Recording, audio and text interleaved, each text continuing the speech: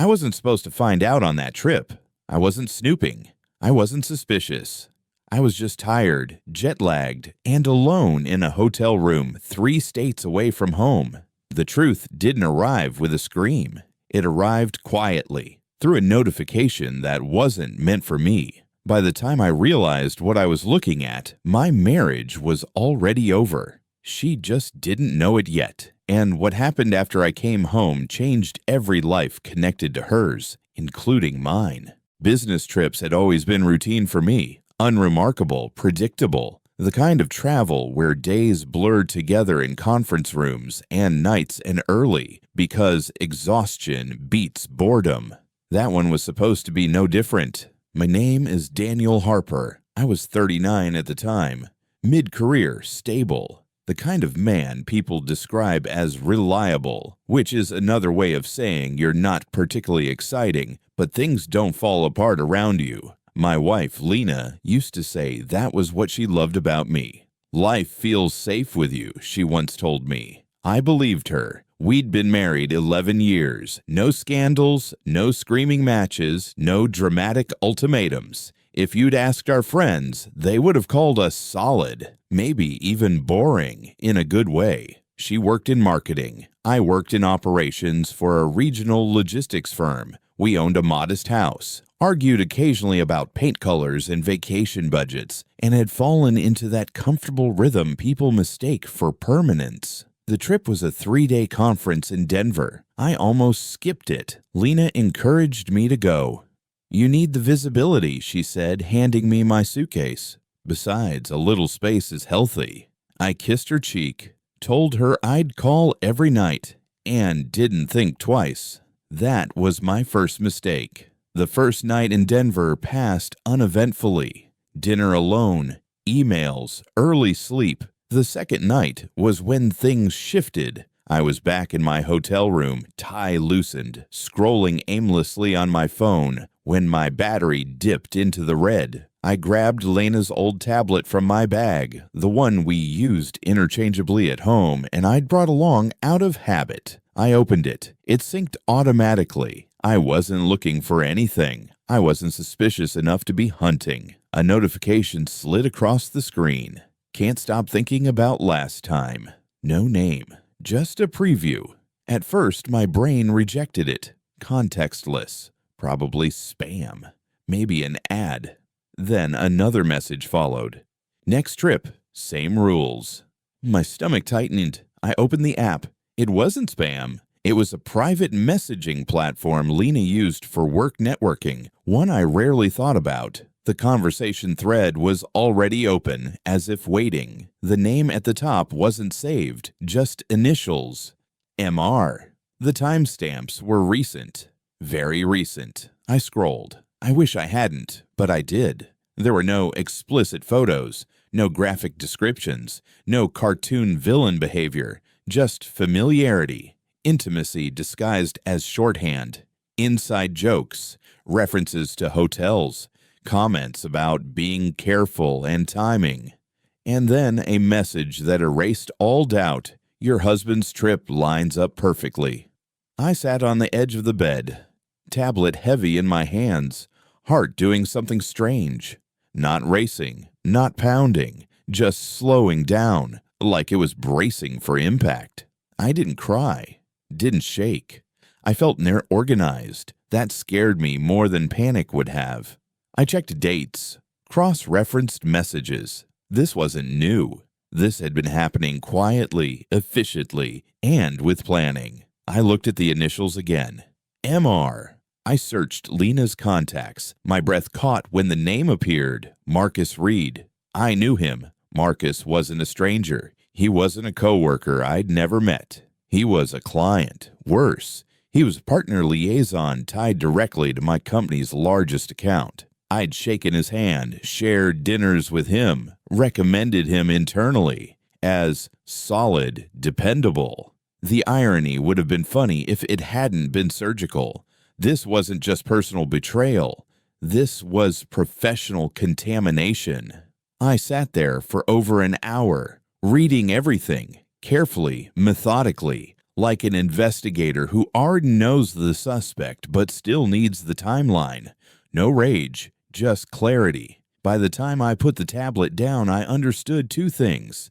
Lena didn't plan to tell me. This secret had layers far beyond an affair. I didn't call her, didn't text, didn't confront Marcus. I showered, dressed, went downstairs and ordered a drink I didn't finish. That night, Lena texted me first. "Miss you. Hope the trip's going well." I stared at the screen. Typed, deleted, typed again. Finally, I replied, "Long day, talk tomorrow." She responded instantly, "Of course, love you." I didn't reply, not because I was angry, because I was already planning. Most people think revenge is loud. They imagine shouting, exposure, public scenes. But the most permanent consequences begin quietly, when one person stops reacting and starts deciding. That night in Denver, I decided three things. I would not confront her until I had everything. I would not act emotionally. And when this ended, it would end on my terms, because secrets don't survive daylight, and the aftermath was going to be very public, just not yet. The hardest part wasn't pretending nothing was wrong. It was pretending nothing had changed. The morning after I found the messages, I woke up before my alarm. No jolt, no panic, just a quiet awareness that my life had split into a before and an after, and I was standing cleanly on the second side. I showered, dressed, went to the conference. I shook hands, took notes, spoke on panels about operational efficiency and risk mitigation, while my mind ran a parallel operation, one that required far more precision, because once you know a secret like that, you don't react, you verify. At lunch, I sat alone and pulled up Marcus Reed's professional profile, his company, his role, his travel schedule. Patterns appeared immediately. Cities Lena had visited friends, conferences she didn't attend, weekends she'd said she needed space to think. This wasn't a mistake. This was logistics. And logistics were my specialty. I didn't screenshot anything yet. I didn't forward messages. I didn't even log into her accounts again. I waited, because evidence gathered too fast looks emotional. Evidence gathered patiently looks inevitable. That night, Lena called me. Video call. She looked relaxed, comfortable, at ease in a way that felt rehearsed. "How's Denver?" she asked. "Busy," I said. "Productive." She smiled. "I knew it would be good for you." I watched her face carefully, not for guilt, but for confidence. She had it. That told me everything I needed to know. She believed the secret was safe, and people make the biggest mistakes when they believe that. Back in my hotel room, I logged into the tablet again, but this time I did something different. I didn't scroll back. I watched forward. New messages arrived, casual, familiar, bold, no fear of discovery. That's when I understood something important. This wasn't just an affair, it was a routine. And routines leave trails. They talked about discretion, about timing disclosures, about how work overlap made things easier. One message made my jaw tighten, not from jealousy, but recognition. Worst case, it'll look mutual. That wasn't romance. That was strategy. I copied everything: dates, times, locations, language. Then I did something that surprised even me. I closed the app and went to sleep. When I flew home 2 days later, Lena met me at the door like nothing had changed. She hugged me, kissed me, took my bag. I let her because I needed to see how far the performance went. Over dinner, she talked about her week, left out the gaps, skipped the overlaps, spoke like a woman who believed she was still in control of the narrative. That night, lying next to her, I stared at the ceiling and understood something clearly. The affair itself wasn't the worst part. The worst part was that she'd made decisions about my future without giving me the courtesy of truth. And that meant the marriage was already over. She just didn't know the date yet. 3 days later, Marcus Reed emailed me. Work-related, polite, friendly, familiar. Looking forward to syncing next week. I replied professionally. Agreed to the meeting. Because when someone betrays you personally and professionally, the order of consequences matters. You don't expose first. You position. That Friday night, Lena told me she'd be traveling the following week. Client meetings, she said. Last minute, I nodded. Which city? She named it. It matched Marcus's calendar perfectly. That was the moment I stopped collecting evidence. Because I had enough. What came next wasn't about catching her. It was about deciding how much damage the truth was allowed to do, and who would be standing when it was finally spoken out loud. The strange thing about betrayal is how predictable it makes people. Once you see the pattern, you can almost step out of time and watch it play out in advance. Lena thought she was balancing two worlds, home and ambition, marriage and opportunity. Marcus thought he was smarter than the situation, insulated by titles and corporate distance. Neither of them considered that I was watching quietly, not angrily, strategically. Most people imagine confrontation as strength.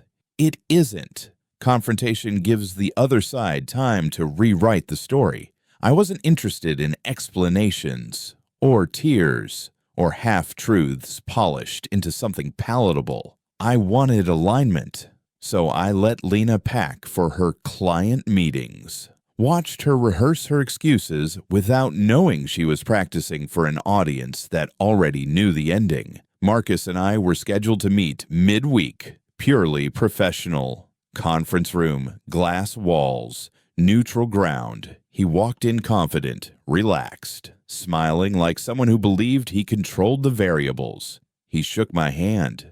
Good to finally meet in person, he said. I nodded. Likewise. We talked business first. I let him speak, let him feel smart, let him settle into familiarity. Then I said calmly, before we wrap, there's something personal I need to clarify. He stiffened slightly. Not fear, recognition, because deep down, people always know when the walls are closer than they appear. I know about Lena. I didn't raise my voice, didn't accuse, didn't explain, just stated a fact. The color drained from his face. Not completely, just enough to tell me I'd hit exactly where I intended. He leaned back, tried to recover. I think there's been a misunderstanding, he began. I held up my hand. No, I said. There hasn't. I slid a single printed page across the table. Not screenshots, not messages. A timeline, dates, cities, overlaps, clean, professional, undeniable. I didn't watch his face. I watched his breathing. That's where the truth shows first. He didn't apologize. He didn't deny. He asked one question. What do you want? That told me everything I needed to know about who he was. I want clarity, I said, and I want this handled correctly. For who? He asked carefully. For me, I replied, and for the people who don't know yet. He swallowed. He knew exactly which people I meant. I stood. Lena believes she's in control, I said. She isn't. You are. He frowned. What are you saying? I'm saying, I continued, that how this ends depends on how honest you're willing to be, publicly and professionally. I gave him my card. You'll hear from me soon. And I walked out. People assume revenge is loud. It isn't. It's procedural. Marcus left that room knowing 3 things. I had proof. I wasn't emotional. I wasn't asking for permission. That combination terrifies people more than anger ever could. That night, Lena texted me from her hotel. Long day. Miss you. I replied, travel safe. She sent a heart emoji. I turned my phone face down because the next phase wasn't about her feelings. It was about timing. 2 days later, Marcus emailed me again. Short, direct. We need to talk immediately. I smiled for the first time in weeks. Because that message meant the trap had closed. They were no longer deciding if the truth would come out, only how. And in that moment, the power shifted completely. Lena sensed it before she knew it. That's the thing about lies. They don't collapse all at once. They creak first, small inconsistencies, delays. A tone shift you can't quite name but can't ignore either. She called me the night Marcus emailed, not texted, called. That alone told me she was unsettled. "Hey," she said, trying to sound casual. "Everything okay?" "Yes," I replied. "Why?" A pause. Too long. "I don't know," she said. "You just sound distant." I leaned back on the couch, keeping my voice level. "I've been thinking," I said, "about us, about transparency." Her breath caught, just slightly. "What brought that up?" she asked. "Work," I said. "Funny how everything overlaps eventually." Silence. Not confusion. Fear. She didn't deny anything. She didn't accuse me of imagining things. She didn't ask what I meant. She said, "Is this about Marcus?" That was the moment the last illusion died. "Yes," I said simply. She exhaled shakily. "It's not what you think." I closed my eyes. There it was, the most predictable sentence in betrayal. "Then explain it," I said. She didn't. She cried instead. And crying, I realized, had become her substitute for accountability. The next morning, I got confirmation from a third party. Marcus had requested an internal compliance review. Voluntarily.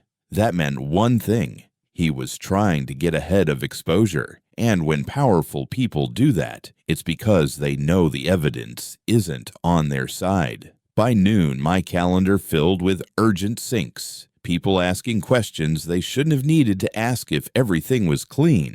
I answered professionally, carefully, never accusatory, just factual. Facts don't need emotion. They carry their own weight. She showed up that evening without warning. Suit wrinkled, makeup rushed, eyes red but focused. She stood in the doorway like a stranger. "You talked to him," she said. It wasn't a question. "Yes," I replied. Her composure cracked. "You had no right," she snapped. I stood slowly. "I had every right," I said. "You just didn't expect me to use it." She tried to justify it. Loneliness, pressure, opportunity, how she felt invisible, how Marcus understood her. I listened. Then I said the sentence that ended the conversation. "You didn't just betray me," I said. "You involved me without my consent." She stared at me, confused. "You used my absence, my trust, my silence, to protect a version of yourself that couldn't survive daylight." She opened her mouth. I raised my hand. "We're done talking," I said. She thought the damage was personal. She didn't understand the professional consequences were already moving faster than she could react. HR investigations don't wait for emotional closure. Boards don't care about tears. And once integrity is questioned, proximity becomes liability. That night, she packed. Again. But this time, she wasn't leaving me. She was running from the aftermath. At 11:47 p.m., I received a message from legal. Subject line, "Conflict of Interest Review. Immediate action required." I didn't open it right away. I didn't need to, because I already knew how the story would end. The secret wasn't just out. It was documented, and documentation doesn't forget. The consequences didn't arrive with headlines. They arrived with calendar cancellations. Meetings removed, invitations quietly withdrawn, emails answered by assistants instead of principals. That's how professional exile begins. Lena didn't notice at first. She was too focused on survival, finding footing, rewriting her story, telling herself this was a setback, not an ending. She was wrong. Marcus was the first to fall, not publicly, not dramatically. He was placed on administrative leave pending review. That phrase sounds neutral. It isn't. It's corporate language for "you're already done. We're just documenting it." His calls to Lena stopped overnight. Texts went unanswered. The man who once felt untouchable had become radioactive, and she was standing too close. Lena received the email 3 days later. Mandatory meeting. HR present. Legal copied. She called me immediately. They're asking about conflicts, she said, voice tight. About disclosures, about timing. I stayed calm. They should, I replied. You told them. She accused. No, I said, I didn't have to. Silence. She understood then. The damage didn't come from me speaking. It came from the paper trail she left behind. It wasn't just the affair. It was overlapping. Undisclosed travel, shared expenses, scheduling decisions that now looked compromised. None of it illegal. All of it disqualifying. Trust, once questioned, doesn't get reinstated. It has been replaced. She came by the house one last time to collect the rest of her things. No anger, no drama, just exhaustion. I didn't think it would end like this, she said quietly. It didn't, I replied. It unfolded exactly like it was built. She looked at me then, not with resentment, not with longing, with something worse, recognition. You're not angry, she said. No, I answered. I'm finished. She thought the affair cost her a marriage. It cost her credibility. The industry moved on without announcement. She wasn't blacklisted. She was forgotten. And forgetting is far more final. I didn't expose her publicly, didn't humiliate her, didn't need to. The truth, once released, did all the work on its own. Because secrets don't destroy lives. Entitlement does. Weeks later, she texted me. I didn't know it would go this far. I replied with one sentence. It always does. And that was the last time we spoke. People assume silence is weakness. It isn't. Silence is what remains after you've said everything that matters and decided not to waste it on the wrong audience. After Lena left for the last time, the house didn't feel empty. It felt reset, like a system after a hard reboot. Clean, quiet, functional again. I didn't rush to replace anything. I didn't post quotes. I didn't explain myself to friends who suddenly wanted details. I let time do what it does best. Lena didn't vanish overnight. Life rarely works that cleanly. She tried consulting, short-term contracts, temporary roles that never quite led anywhere permanent. Every interview circled back to the same questions: conflicts, timing, judgment. Not accusations, just concerns. Concerns are career killers. Marcus resigned before the review finished. Quiet exit. No statement. No severance worth mentioning. The kind of ending that tells you exactly how much protection he really had once trust evaporated. They didn't end up together. Not because of me. Because pressure exposes foundations. And theirs was built on secrecy. I didn't celebrate. I didn't feel victorious. Revenge would have required ongoing attention. This didn't. What happened to Lena wasn't punishment. It was consequence. The difference is subtle, but it matters. Punishment needs someone to deliver it. Consequence happens when you stop interfering with reality. I simply stepped out of the way. Work stabilized, my reputation untouched, quietly strengthened. When people asked vague questions, I answered with facts and moved on. No bitterness, no storytelling. That consistency did more for me than any confrontation ever could have. I traveled again, slept better, thought clearer. I stopped monitoring anyone else's choices and focused on my own alignment. That's when life speeds up in the right direction. Lena didn't lose everything because she cheated. She lost everything because she believed control meant immunity, because she confused secrecy with safety, because she assumed my calm meant ignorance. She was wrong, and being wrong in that way costs more than people expect. I caught my wife's secret during a business trip, but the aftermath wasn't explosive. It was surgical, quiet, permanent. And the most shocking part wasn't what I did. It was what I didn't do. I didn't beg. I didn't threaten. I didn't expose. I simply let the truth exist where it belonged, and that was enough.